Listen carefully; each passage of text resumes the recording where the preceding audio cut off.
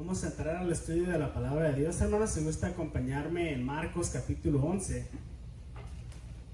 Vamos a estar terminando el capítulo el día de hoy y vamos a empezar parte del capítulo 12.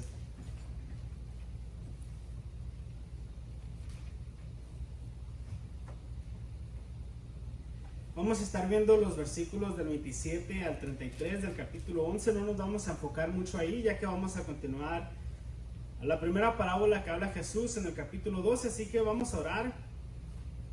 Vamos a poner este tiempo en manos de Dios, que Él sea el que abra nuestro entendimiento, que podamos hoy gozarnos en su palabra, salir redarguidos y gozosos, también instruidos, animados, y que podamos, sobre todo, hermanos, aplicarlo a nuestras vidas. Así que vamos a orar y ahorita vamos a leer estos versículos. Señor Jesucristo, te agradecemos por cada momento de este servicio, Señor. Te agradezco porque ya hemos entrado al tiempo de tu palabra. Pedimos que tu Espíritu Santo sea el que nos dirija a cada palabra, Señor, que se diga, que sea de acuerdo a tu voluntad. Queremos honrarte, Señor Jesús. Queremos entender tu palabra y te pido, Señor, que abras nuestro entendimiento y nuestro corazón. Te pedimos que seas tú, Señor Jesús, el que ponga en nosotros un corazón deseoso, Señor, una mente enfocada en tu palabra y que podamos salir de este lugar gozosos, dejando aquí todas nuestras cargas, todas nuestras necesidades, Señor, que salgamos con paz, que salgamos sabiendo quién es nuestro Salvador, quién es Cristo Jesús. Te agradezco, Señor, por las familias que están aquí reunidas. Te glorificamos tu santo nombre, Señor. En tu nombre oramos, Cristo Jesús. Amén. Entonces vamos a continuar con el versículo 27 y 28. Les recuerdo que la semana pasada veíamos acerca de Jesús y la maldición de la higuera, como la vio Pedro. Le dice a Jesús: mira, la higuera se ha secado. Y después viene la cuestión acerca de la oración, que todo lo que pidiésemos en nombre de Jesús será hecho. Veíamos lo que la Biblia nos habla acerca de esto, y como decía la hermana Kareli, y como decimos ahora, bueno, que nuestros deseos sean conforme a la voluntad de Dios, que deseemos las cosas que Dios quiere, que amemos las cosas que Dios ama, y como nos dicen Salmos, que odiemos también aquello que Dios odia. Santiago capítulo 4, que no tengamos amistad con el mundo, sino que nuestra lealtad sea con Cristo Jesús. Después de todo esto, vamos a ver el versículo 27 y 28. Dice lo siguiente: volvieron entonces a Jerusalén, y andando por el templo, vinieron a él los principales sacerdotes, los escribas y los ancianos, y le dijeron: ¿con qué autoridad haces estas cosas? ¿Y quién te dio autoridad para hacer estas cosas?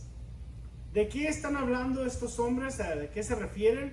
Bueno, el versículo 27 dice: Jesús volvió a entrar al templo. Nuevamente, la última vez que fue al templo, fue y les volteó las mesas de los que estaban cambiando monedas, les fue y abrió todos los corrales de los animales, soltó a las palomas, fue y les tumbó todo el negocio que tenían, que ellos estaban llevando a cabo por el sistema de sacrificios que Dios había establecido en el Antiguo Testamento.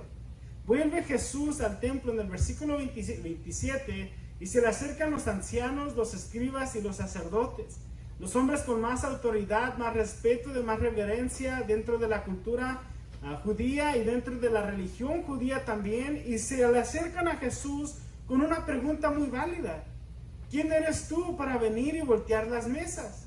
Es como si una persona extraña viniera a nuestra iglesia y empezara: no me gusta esto, voy a poner la mesa de este lado. Y saben que en el servicio, cuando oren de esta manera, y al final pueden tocar esta canción. No, es más, háganlo, toquen esta canción. ¿Qué diríamos nosotros? Bueno, ¿quién eres tú para venir a nuestro templo, a nuestra iglesia, y decirnos qué hacer? Entonces estos escribas, estos sacerdotes y ancianos se pusieron de acuerdo, y en cuanto Jesús entra al templo de Jerusalén, ellos van con él y quieren saber: ¿qué autoridad tienes tú para voltear las mesas, para soltar a los animales, para decirnos las cosas que nos dices? ¿Con qué autoridad haces esto? Eso era lo que a ellos les molestaba. ¿Quién era Jesús? ¿Con qué derecho hace estas cosas? Entonces, podemos ver aquí que es una pregunta muy válida.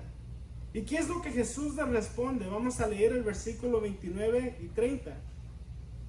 Jesús respondiendo les dijo: os haré yo también una pregunta, respondedme, y os dijere con qué autoridad hago estas cosas. El bautismo de Juan, ¿era del cielo o de los hombres? Respondedme. Entonces aquí Jesús no les da una respuesta diciendo, con la autoridad del Padre que me ha dado, o con la autoridad que yo tengo desde el principio, siendo el alfa y el omega. No, Jesús les responde a su pregunta con otra pregunta. Les empieza a preguntar a ellos, bueno, Juan el Bautista, y déjenme les recuerdo un poco acerca de quién era Juan el Bautista. Tenemos más información de él en el Evangelio de Juan. Sabemos que en los primeros capítulos se nos habla de cómo Juan el Bautista se acercaba al río y bautizaba gente. Podemos leer la predicación que Juan el Bautista predicaba. ¿Y cuál era la predicación de Juan el Bautista? Arrepiéntanse. Arrepiéntanse porque el reino de Dios se acerca. Y empezaba a decirle a los sacerdotes y a los líderes religiosos que eran víboras, que eran una generación adúltera, que eran generación muerta, que ellos habían corrompido la manera en la que Dios había establecido cómo se le adoraría. Y a los sacerdotes no les agradaba escuchar este mensaje porque era una realidad, era la verdad. Entonces las personas cuando escuchaban el mensaje de Juan, hoy en día nosotros cuando escuchamos el Evangelio, nosotros hacemos una oración simbólica reconociendo que hemos pecado, pidiéndole al Señor Jesús que regenere nuestra vida para un nuevo nacimiento. Nosotros empezamos a asistir a la iglesia, empezamos a tomar discipulados. Pero ¿cómo le hacían aquellas personas en aquel tiempo para demostrar su arrepentimiento verdadero? Ellos se bautizaban por el bautizo de Juan el Bautista. Públicamente declaraban que habían escuchado las palabras de advertencia de Juan el Bautista y les demostraban a todos su arrepentimiento y que ellos querían un cambio en su estilo de vida, querían ser diferentes y se bautizaban. Y podemos ver por lo que nos dicen los evangelios que hubo muchas personas que escucharon a Juan el Bautista y se arrepintieron, creyeron en el mensaje. Entonces Jesús les pregunta a estos hombres, les dice, yo les haré una pregunta y si ustedes me contestan, yo también les diré la respuesta a la pregunta que me han hecho. Y la pregunta de Jesús era ¿con qué autoridad Juan el Bautista bautizaba a esta gente para arrepentimiento? ¿Qué pastor vino y le dijo, te declaro a ti, Juan el Bautista, te doy la cobertura, o te doy la unción, o te doy el título de apóstol, o de arcángel, o del mensajero verdadero, del único mensajero antecesor de Cristo? ¿Con qué autoridad Juan el Bautista hacía estas cosas? Entonces vamos a ver lo que contesta los sacerdotes, los ancianos y los escribas. ¿Por qué es importante su respuesta?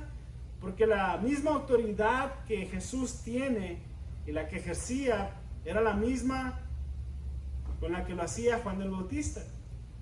Vamos a ver la respuesta de ellos en el versículo 31 al 33. Entonces ellos discutían entre sí, diciendo, si decimos del cielo, dirá, ¿por qué pues no le creísteis? Y si decimos de los hombres, pero temían al pueblo, pues todos tenían a Juan como un verdadero profeta. Así que respondiendo dijeron a Jesús, no sabemos. Entonces respondiendo Jesús les dijo, tampoco yo os digo con qué autoridad hago estas cosas. ¿Qué es lo que vemos aquí? Ellos dicen, si decimos que Juan el Bautista, el mensaje que traía, era un mensaje divino de parte de Dios que provenía del cielo, Jesús nos va a decir, entonces, ¿por qué no le creyeron y se arrepintieron y dejaron que Juan el Bautista los bautizara? Pero si ellos dicen, no, Juan el Bautista estaba loco y él por sus propias fuerzas y en su propio poder, o porque él quiso empezar a bautizar gente, sabían que la gente a su alrededor no iban a estar contentas con esta respuesta porque ellos miraban a Juan el Bautista como lo que era verdaderamente un profeta. Y sabían que la gente se les echaría encima.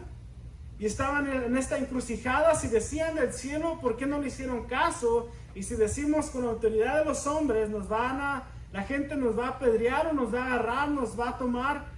¿Por qué? Porque ellos lo reconocen a Juan el Bautista como un hombre que venía de parte de Dios.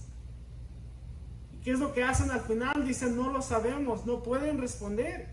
No porque no tengan una respuesta, obviamente ellos sabían que Juan el Bautista tenía una autoridad y venía con un mensaje divino, pero no lo querían reconocer.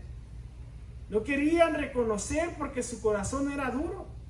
Así como nosotros muchas veces sabemos qué es lo que la palabra de Dios nos habla, sabemos que si le pedimos un consejo bíblico al pastor, qué es lo que nos va a decir. Sabemos que si abrimos la Biblia para buscar la voluntad de Dios en cierto tema, ya sabemos qué va a decir y preferimos decir, es que no sé lo que Dios dice acerca de esto, así que como no sé, pues lo voy a hacer. Aquí estos hombres dicen, no podemos decir que era del cielo, no podemos decir que era de los hombres, diremos que no sabemos. Esa fue su respuesta final y podemos ver que Jesús tampoco les responde porque ellos sabían que era un mensaje que no provenía de los hombres, sino que provenía del cielo. Al final esta parte dice que Jesús tampoco les dijo a ellos con qué autoridad hacía las cosas que hacía. Pero lo que sí podemos ver aquí, como lo vamos a ver en el pasaje que vamos a leer a continuación, es de que estos hombres eran muy hostiles en contra del mensaje de Jesús.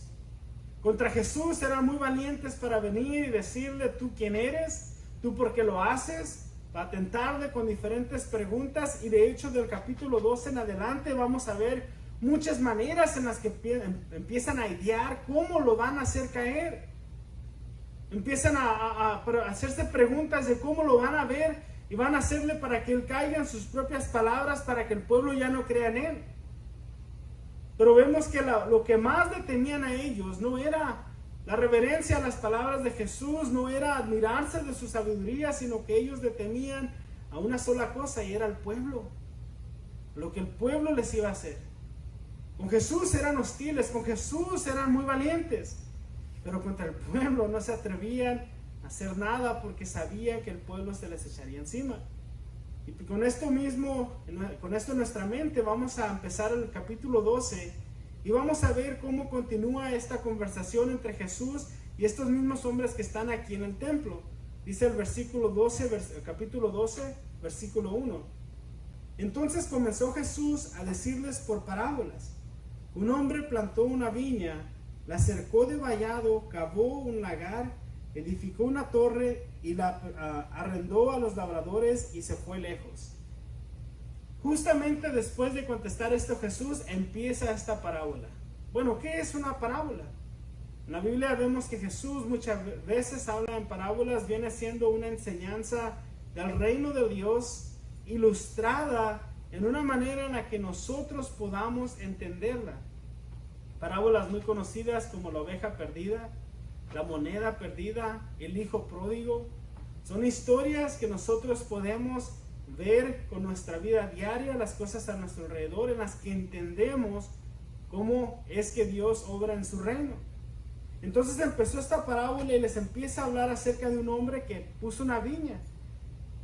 Y se esmeró y trabajó por esa viña, puso el cerco, hizo un pozo para que hubiera agua, quitó todas las piedras, puso una torre para proteger su viña de cualquier peligro, de cualquier animal o persona que viniera a robar. Y al final lo que hace es que la renta a unos labradores. Vamos a ver que estos hombres aquí en el versículo 1 vamos a empezar a desglosar qué es lo que significa cada una de estas cosas.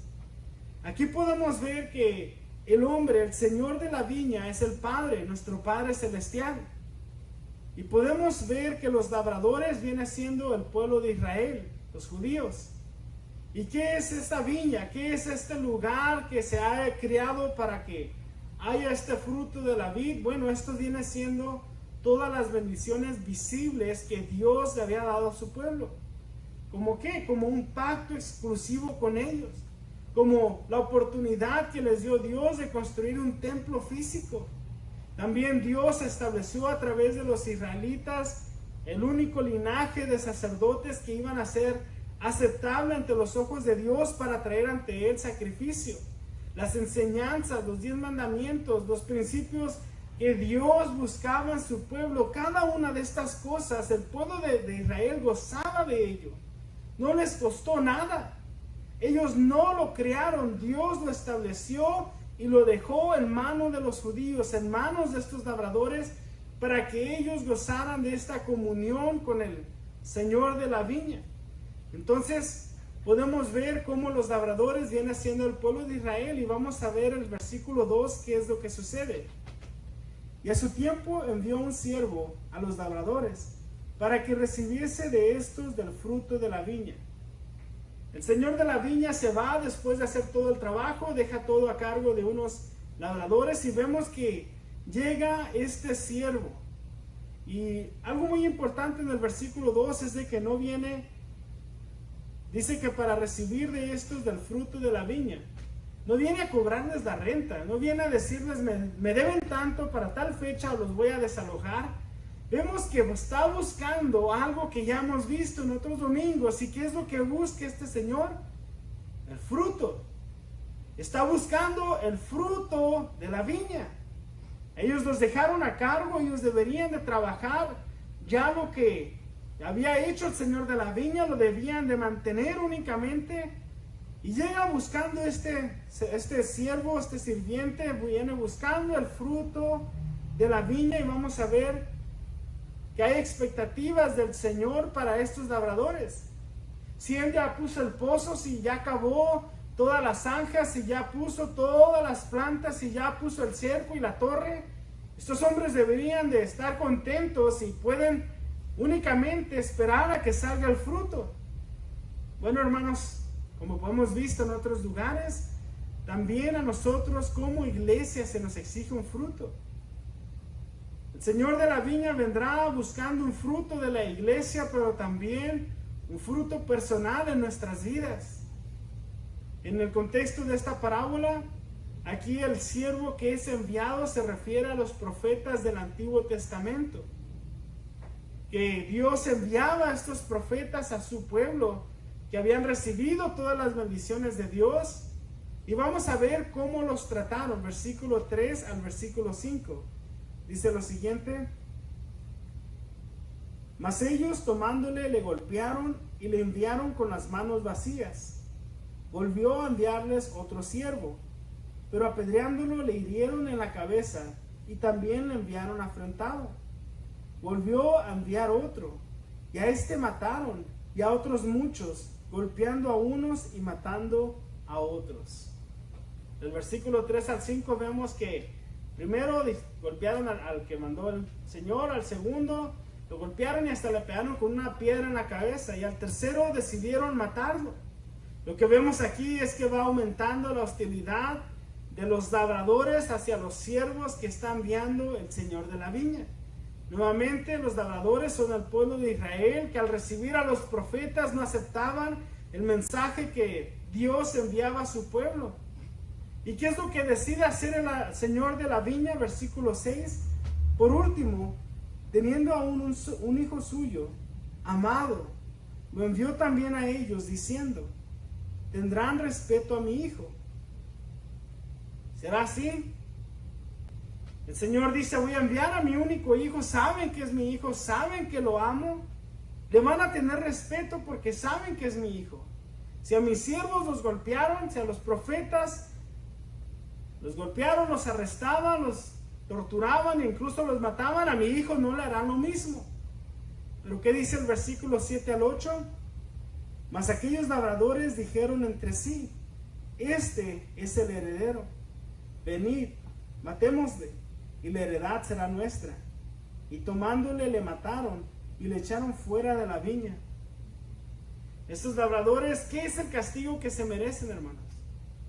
Vemos que el Señor de la viña les puso todo, ellos nomás debían mantener el lugar, no se les cobraba ni dinero, se les pedía solamente fruto de la viña, y al enviar un siervo, 2 siervos, 3 siervos, la violencia aumentaba hasta que el Señor de la viña manda a su propio hijo, y estos labradores malvados mataron a su hijo.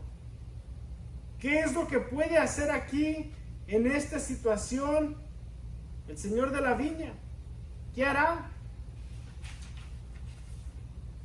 Podemos ver en estos versículos del 7 al 8 cómo se está cumpliendo lo que nosotros conocemos como el Evangelio, pero en ese momento los sacerdotes, los ancianos y los escribas que escuchaban estas palabras no sabían a lo que se refería Jesús, porque ellos no sabían que ellos mismos lo matarían al final de esa semana, que Jesús 3 días duraría muerto y que resucitaría.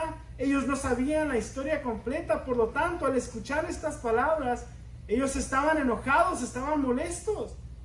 Ellos entendían perfectamente a qué se estaba refiriendo Jesús, qué personaje eran ellos dentro de esta parábola.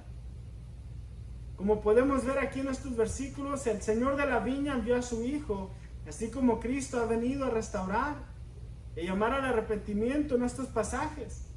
Cuando vemos aquí Jesús, cuando viene a la tierra, cuando habita entre los hombres, Él venía a restaurar, a llamar al arrepentimiento como lo hacía Juan el Bautista. Y como hemos visto en otras partes de este mismo evangelio, Jesús hablaba con la verdad y confrontaba a la gente con su pecado. Así como esta palabra también nos confronta a nosotros cada domingo. Eran confrontados, pero nomás podían tomar 2 decisiones.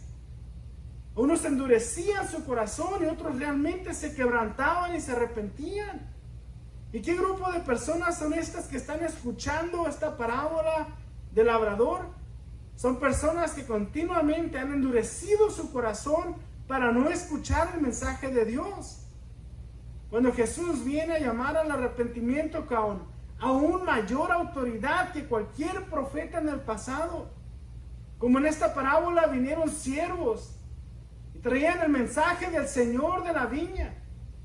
Pero cuando viene el Hijo, con la autoridad que tiene el Hijo del Señor de la viña, aún así deciden matarlo.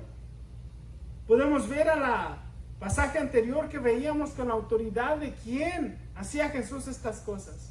Vemos que aquí Jesús está diciendo: yo soy el Hijo del Señor de la viña, yo soy el Hijo de Dios, yo soy su Hijo amado, yo soy su único Hijo. Con esa autoridad he venido.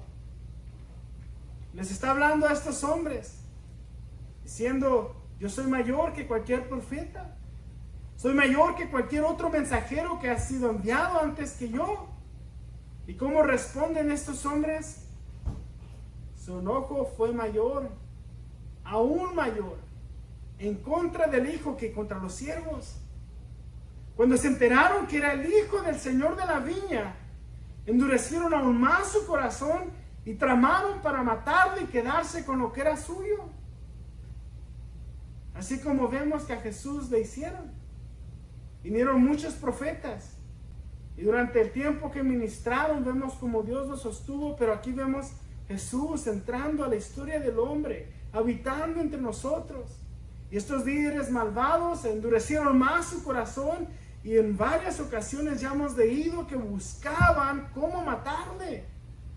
Como a ningún otro lo odiaban sus palabras, odiaban su mensaje. No podían aguantar las cosas que Él les decía, lo que Él les hablaba. Cada vez más era más intensa la pasión de odio que sentían en contra de Jesús. Vamos a ver lo que nos dice el versículo 9. ¿Qué pues hará el Señor de la viña? Vendrá y destruirá a los labradores y dará sus viñas a otros. ¿Qué otra cosa puede hacer? ¿Qué otra cosa puede hacer el Señor de la viña al ver que han matado a cada uno de los mensajeros y ahora han matado hasta su propio hijo en enojo, sabiendo que era su hijo? No lo respetaron, sino que aún tramaron cómo matarlo. ¿Qué es lo que vemos aquí, hermanos?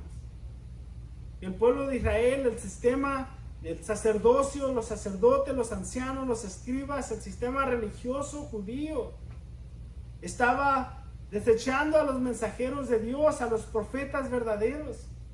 Habían desechado y matado a los mensajeros. No querían producir fruto de esta viña, querían quedarse con lo que el Señor de la viña había trabajado.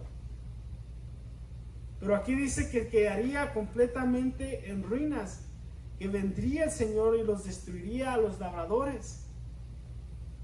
Estas palabras eran palabras difíciles para escuchar para estos religiosos, para los escribas, para los ancianos, porque ellos sabían que Jesús hablaba de ellos. Podemos saber por lo que la Biblia nos habla y la historia secular, que efectivamente Jerusalén fue completamente destruida. El templo completamente despedazado, destrozado. Y lo que Dios dijo, lo que Jesús habló aquí se cumplió. Que no solamente se iba a destruir esta viña, sino que no iban a destruir a los labradores, sino que la viña se les haría dada a otras personas. Imagínense los judíos que creían que ellos eran los únicos que tenían la verdad absoluta. Tenían un celo increíble para la ley de Moisés, sistema de sacrificios y lo que Dios les había enseñado, por su tradición, por su historia, por el pacto que tenían con Dios. Sentían que eran los únicos que podían tener acceso a Dios. Y ahora Jesús les dice, no, todo esto se les será dado a otros. ¿Y quiénes son esos otros? Venimos siendo nosotros, los gentiles. Vamos a ver lo que dice Hechos capítulo 13, versículo 45 al 49.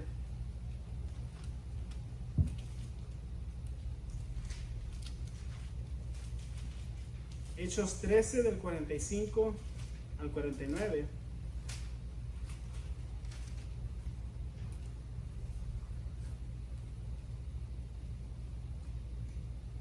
Esto es después de que predica de una de las predicaciones de Pablo y Bernabé. Vamos a ver cómo reciben los gentiles esta palabra, cómo los judíos escuchan la predicación y la rechazan. Dice el versículo 45.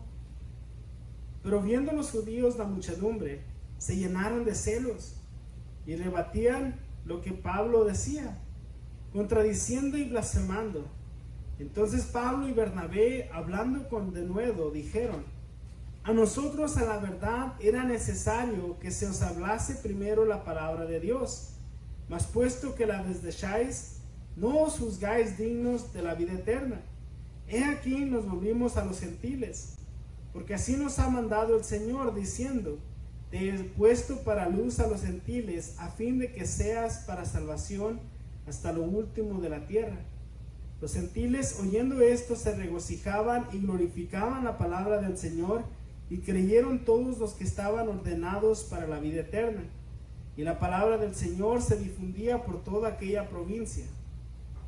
Aquí vemos que Pablo y Bernabé están, ellos mismos siendo judíos, están predicando, y los judíos que escuchaban el mensaje no lo aceptaban. Ellos mismos blasfemaban, ellos mismos creaban mentira. Y Pablo en su predicación dice: este mensaje efectivamente era preparado únicamente para los judíos, pero ustedes lo han rechazado, y hoy el mensaje también es para los gentiles. ¿Y cómo reciben los gentiles esta palabra? Con gran gozo, se regocijaban hablando de la palabra del Señor. Y empieza Pablo a recordar en el libro de Isaías la parte del versículo 47, donde está escrito que sería una luz para todos los gentiles, para que todos vinieran a la salvación, que este era el plan de Dios desde el principio. Entonces vamos a ver nuevamente en Marcos capítulo 12, el versículo 10 y 11.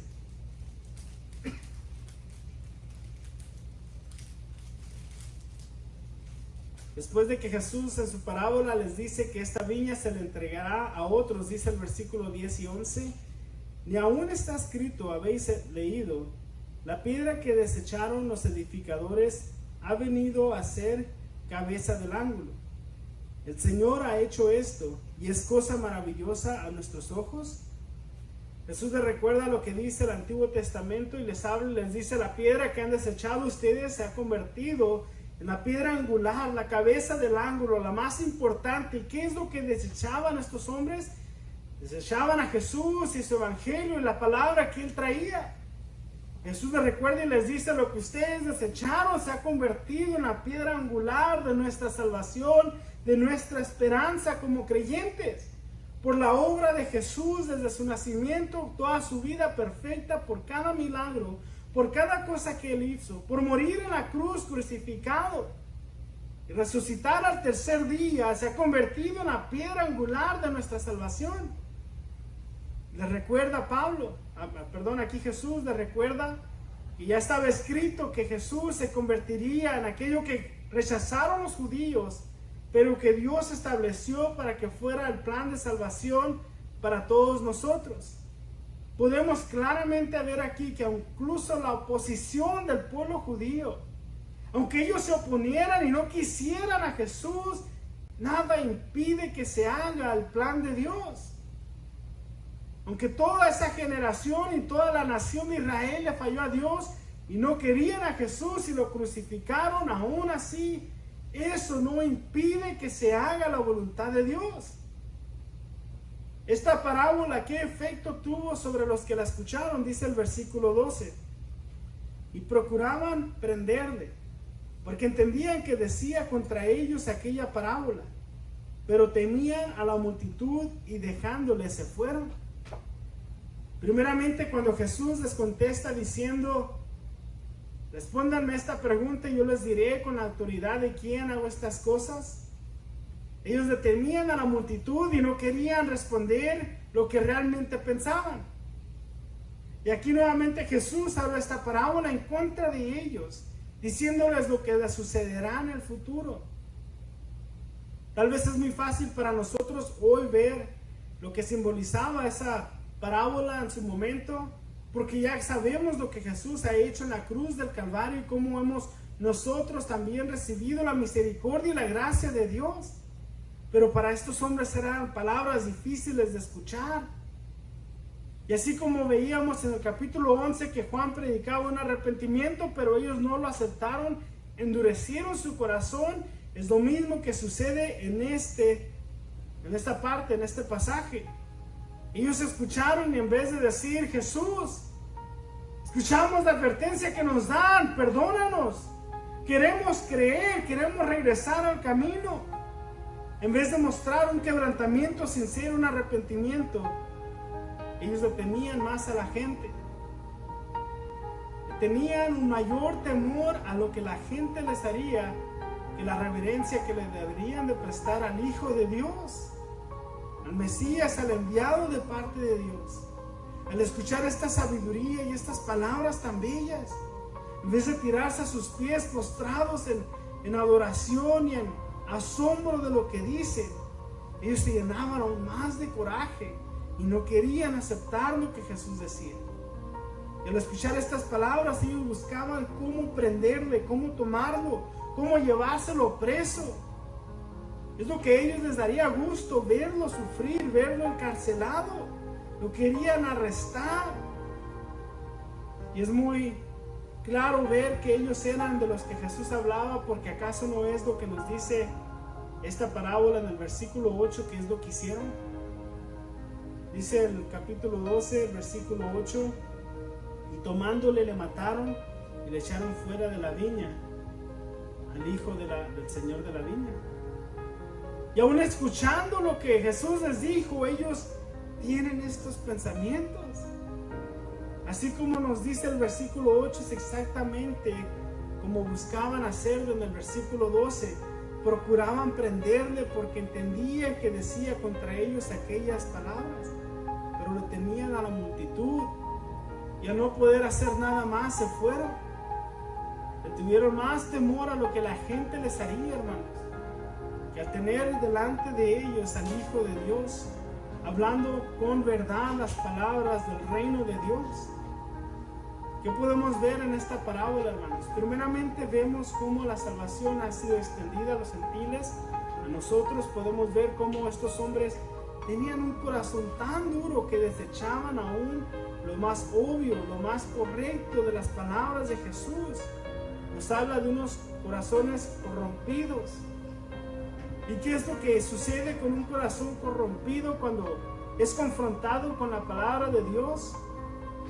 ¿Qué es lo que sucedió en el versículo 12? Huyen. Se fueron. Al no tener la respuesta de la autoridad, ¿en qué autoridad Juan el Bautista hacía lo que hacía? Al no tener respuesta a lo que Jesús hablaba en esta parábola, su corazón se llenado de este odio que tenían hacia Jesús. Solamente huyeron. La misma pregunta les hago a ustedes, hermanos. ¿Cómo recibimos nosotros su palabra?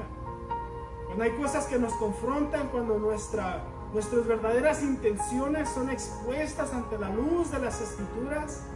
Cuando venimos a este lugar y sentimos que la predicación es exactamente lo que yo estoy pasando y estoy viviendo, ¿qué es lo que digo? ¿Continúo yo en mi pecado y endurezco mi corazón o me arrepiento? Me quebranto, le pido perdón a Dios, pido su fortaleza, le pido que me ayude a no cometer los mismos errores, o que endurezco mi corazón y digo, ni modo, así soy, así voy a quedar, así voy a ser siempre, que Dios me tiene que aceptar con lo poco bueno que hago, con lo poco bueno que soy, y lo demás, pues ni modo, aquí estaré, pero no puedo cambiar, no lo haré. Vamos a endurecer nuestro corazón y se llenará nuestro corazón de esta hostilidad hacia Jesús y su palabra, o vamos a venir ante Él en arrepentimiento verdadero. Vamos a continuar leyendo en los próximos domingos de cómo siguen tentando a Jesús. ¿Por qué? Por eso en su corazón que estaba endurecido, que no querían aceptar las palabras de Jesús. Por esto mismo terminan crucificándole. No aceptaban el mensaje que venía de parte de Dios. Muchas veces venimos a la iglesia y las cosas que no nos gustan las ignoramos, pretendemos no escucharlas. Encontramos una manera en nuestra mente para justificar por qué nosotros sí podemos hacer tal cosa o por qué podemos no hacer tal cosa. Es que es lo que la Biblia dice, pero mi situación es distinta, mi situación es diferente. Dios sabe lo que yo estoy pasando, Dios sabe lo que yo he vivido, Dios sabe. Hermanos, si el Espíritu Santo nos está redirigiendo a través de su palabra para mejorarnos, para hacernos hombres y mujeres de Dios, ¿por qué ponemos excusas? ¿Acaso no es esa nuestra oración? Ser más como Él, ser transformados por su palabra. Les pido en esta tarde que no endurezcamos nuestro corazón ante el mensaje de hoy, ni al mensaje bíblico que encontramos en los evangelios, en la palabra de Dios. No estemos nosotros endureciendo nuestro corazón, porque como podemos ver en las otras palabras de Jesús, terminaremos siendo como ese árbol que no da fruto, que se seca hasta la raíz y que únicamente sirve para el fuego. Hasta aquí vamos a dejar el día de hoy la lectura, hermanos. Vamos a continuar el próximo domingo con el versículo 13 en adelante. Espero que haya sido de bendición para ustedes, para mí. Pedimos a Dios que nos ayude a ponerlo por obra, que no se nos olvide su palabra, que podamos meditar en ella. Y les pido que se pongan de pie, vamos a orar.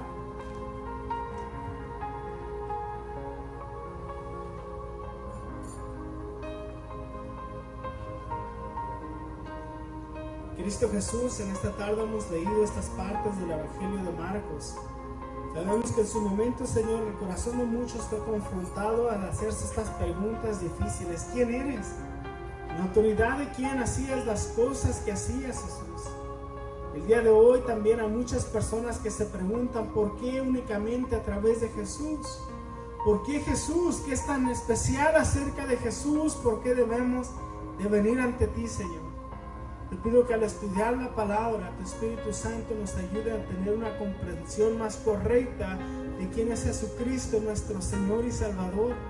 Te pido, Señor, que veamos cómo tú eres el único, exclusividad del Evangelio, que es únicamente a través de ti, Señor. La salvación es únicamente a través de Jesucristo. Te pido por cada uno de los que estamos en este lugar, Señor, en nuestras luchas, en nuestras pruebas, al ser confrontados por tu palabra, te pido que podamos humillarnos, quebrantarnos ante ti, buscar perdón ante ti, Señor, estar arrepentidos, buscar tu fortaleza, buscar dominio propio a través del Espíritu Santo y cada una de las cosas que encontramos en tu palabra. Te pido, Señor, que no nos rindamos ni nos conformemos en nuestro pecado, en nuestras debilidades, sino busquemos ser más como tú, Señor, tanto como iglesia y personalmente, Señor. Tú conoces las luchas y las pruebas de cada uno de los que estamos en este lugar. Te pido que nos fortalezcas, que nos unas, que nos ayudes, Señor, a caminar juntos para honrar y glorificarte, Señor. Que encontremos gozo en la palabra de Dios, que encontremos paz al estar reunidos, Señor. Que podamos vivir con un corazón alegre y agradecido contigo.